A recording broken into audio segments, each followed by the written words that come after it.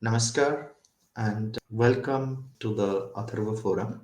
This particular series of talks is going to be on Sanskrit Chhandas. So, when we are talking about Sanskrit Chhandas or the meters of Sanskrit, usually it refers to poetry. But Chhandas, in a deeper sense, is not confined to poetry alone.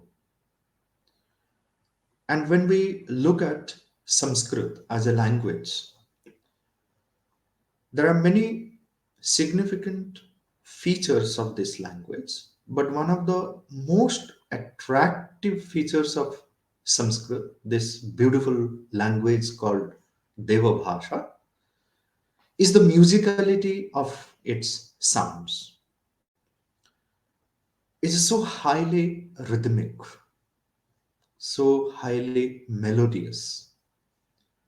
And in that context, the complex Sanskrit meters or the Chhandas, or sometimes the word vrittas also are used for meters. They have a majestic sonority.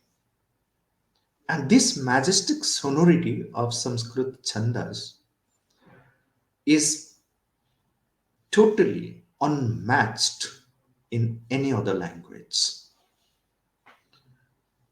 And it's for this metrical nature and musicality that Sanskrit generates joy, felicity, clarity, ananda.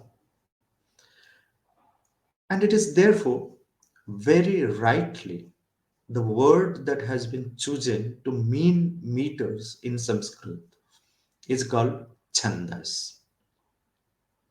The word Chhandas comes from a root sound chadi, chadi ahladane. That the very root sense of the word Chhandas means to gladden or to delight.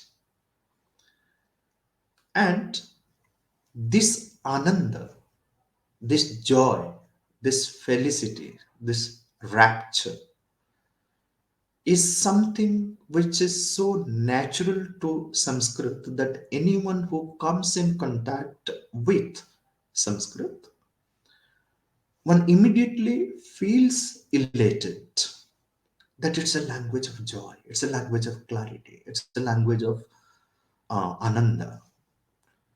And this ananda, this felicity is brought forth by the Chandas element. And Sanskrit as a language is so highly rhythmic that every little sound here, every little sound here, every word here is rhythmic. And without that rhythm, no one can even think of language, specifically Sanskrit. Therefore, the acharyas of the past, so they say that chando hino na shabdosti na chanda shabdavarjita. Chando hino na shabdosti. That there is no word which is devoid of chandas. And there is no chandas devoid of words. So therefore, the very first fundamental and indispensable element in poetry is rhythm, the poetic movement. But when we are talking about poetic movement, is it merely the metrical rhythm which is meant, or something else, or something beyond than that? Of course, the poetic movement, which is usually understood as the physical basis of the poetry, but the poetic movement movement is not merely the physical basis of poetry. In a deeper sense, rather, what exactly is meant by poetic movement is a deeper and subtle music, a rhythmical soul movement, overflowing the metrical form. The metrical form is the physical basis. Therefore, the metrical speech, the chando yukta vani or chando mai vani, the metrical speech, or when we look at poetry composed in different metrical patterns. So, this poetry composed in different metrical patterns has within it a great natural power, an intenser value. Value of what? Very intenser value of sound. And more than this, the intenser value of sound, it has within it a force, a Shakti. And that Shakti compels the language and sense to heighten themselves. Therefore, every poet, he feels first the meter. He almost enters into a metrical mold before he gives expression to what he feels, his imagination, his thoughts, his vicharas, his kalpana. So he brings it out, and it becomes possible for a poet to bring it out because of this rhythm.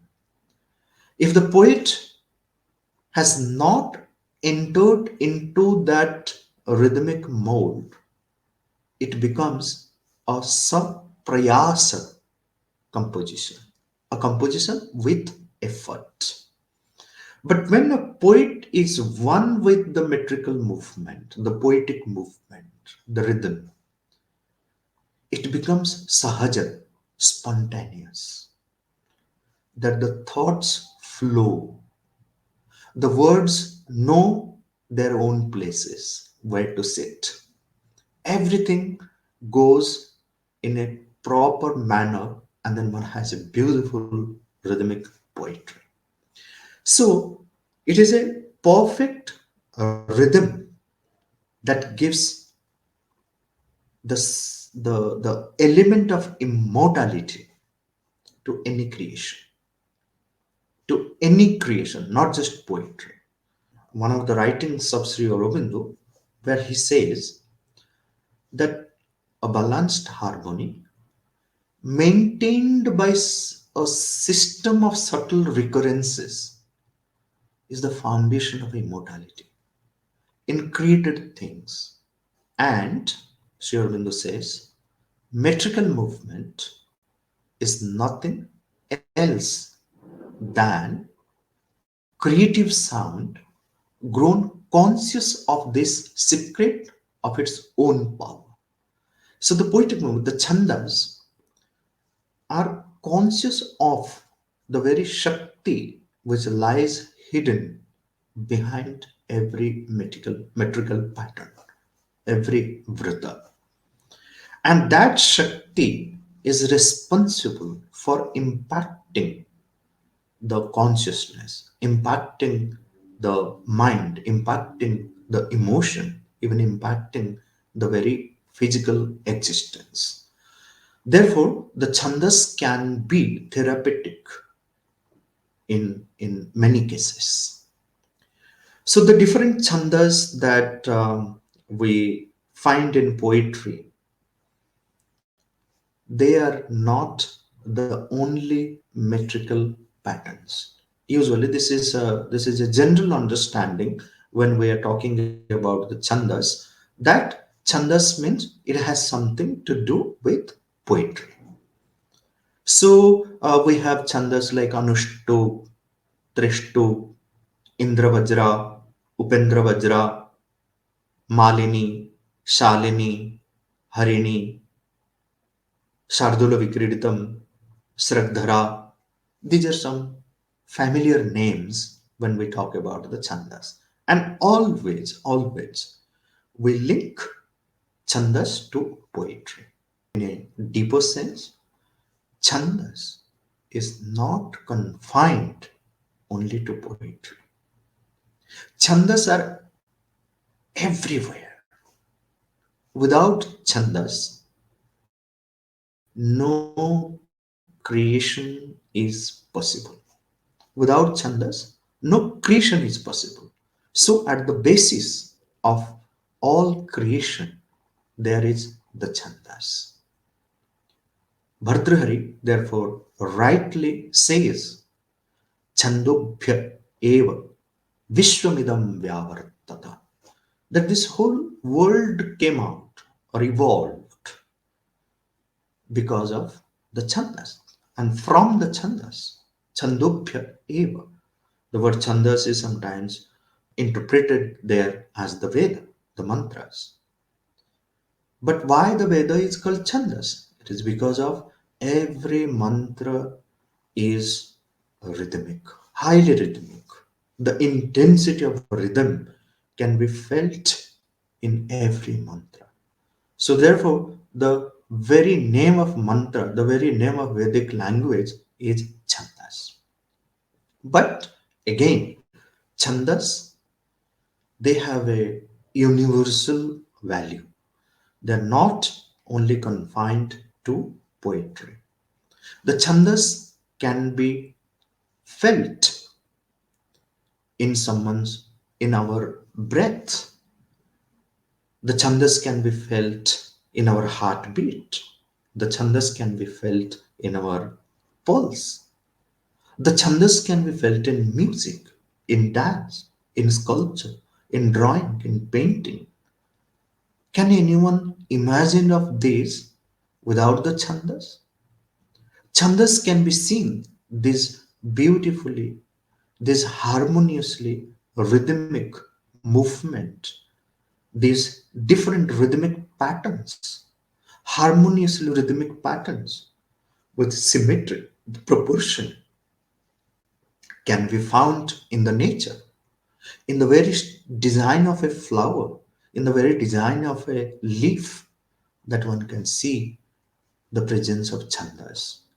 In the crawling of the many creatures, in the movement of many animals, in the formation of the clouds, in the movement of the waves, what one experience, why they create that joy, give us that happiness, that ananda, is because of the presence of the Chandas. One feels that rhythm.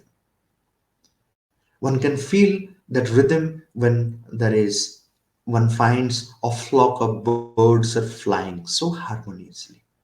We do enjoy many things. We do become very happy and draw that ananda when we see so many things in the nature. So chandas are everywhere, not just confined to poetry. So when the chandas manifests through a musician, becomes music. When a chandas manifests through the body movements, it becomes dance.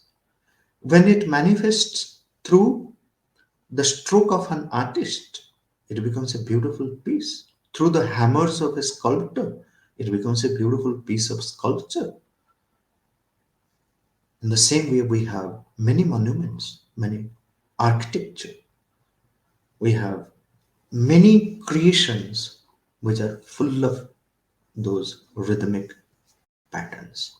So the different chandas that we find in poetry, in music, in dance, in sculpture, and in all other things that the nature has, or they're existing in this creation. They are not just some pattern, but are representatives of a great cosmic meter, Vishwa Chhandas, or the universal rhythm that upholds everything in the creation. The reason for which Bhartrhari says Chandobhya eva Vishwamidam Vyavartata. And it is through these chandas found in poetry that one can grow conscious of the universal rhythm. When we are studying the chandas, the purpose of studying the different metrical patterns, chandas or vrittas, it's not just to understand and appreciate poetry. It has a greater purpose. The purpose of music, the purpose of drawing, painting, sculpture, architecture, and the purpose of seeing everything in the nature study, is not just to study them, but these different patterns, metrical patterns, what we find in music, dance, poetry, they being the representatives of that great cosmic meter, Chhandas, which are the different metrical patterns. They are meant to make us conscious of the universal rhythm, the cosmic meter. And it is by tuning ourselves with the universal rhythm that we can maintain our well being. So, chandas have got a great healing power within themselves. And one more important aspect is that the chandas in Sanskrit poetry, they have an inbuilt system of a pranayama, and that brings healing. Each chanda is a healing tool. So, the greater purpose of studying the chandas, using the chandas, is to make our life chandomaya, full of rhythm. And when we turn to the Sanskrit Chanda Shastras, we see that there are hundreds of chandas, and each chanda is so highly rhythmic, and each chanda contains something within itself that can be used. This is what I have been experimenting through my practice, through my research, that there are different chandas which are highly capable of eliminating many diseases. It's not just for the appreciation of poetry that we should learn the chandas and use the chandas, or experience and enjoy the poetry or understand the poetry, but for our own well-being too, we must learn the chandas and then use the chandas in our day-to-day life. When chandas being, like harmony and beauty and music, that when there is a lapse of harmony or music, a melody within the created things, then what happens? Then the chaos takes place. It is the disharmony which brings the disturbance.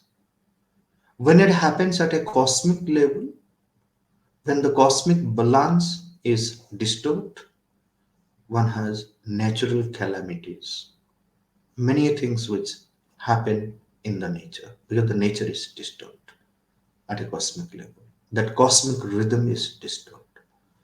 When this lapse takes place at the individual level, the individual falls sick. So, therefore, when we turn to the Ayurveda, we will find that what causes several diseases within the body is the disharmony of our being, the imbalance which takes place within ourselves. So it is by tuning ourselves to our own music, it is by being in harmony with the harmony which exists within our being, maintaining that harmony, maintaining that rhythm, that one can remain well. So this is where the real significance of the Chhandas lie. This course is meant for those who truly are aspiring to dive deep into the deeper significances of the Chhandas, and those who are aspiring to make their own life beautiful, musical, and Chandomaya, full of rhythm and harmony. It's not just for studying Sanskrit poetry, but to make the life beautiful. So, in this series, we will have various sessions where the nature of the Chhandas will be explained, the technicalities of the Chhandas will be explained, the examples of different Chhandas will be given. It also will be shown how the different shlokas composed in different meters can be chanted or sung. So then one, while reading Sanskrit poetry, composed in different meters, can sing it and enjoy it and then link it with different topics. This also will be another subject matter of or the matter for discussion in the upcoming sessions, that how Chandas is related to different other branches of knowledge. So this is the first episode where the purpose was just to introduce the deeper significance of the Chandas as a whole. In our upcoming sessions, we will take up the details of the Chandas. Please subscribe to the Atharva Forum YouTube channel and follow on social media. Dhanyavad.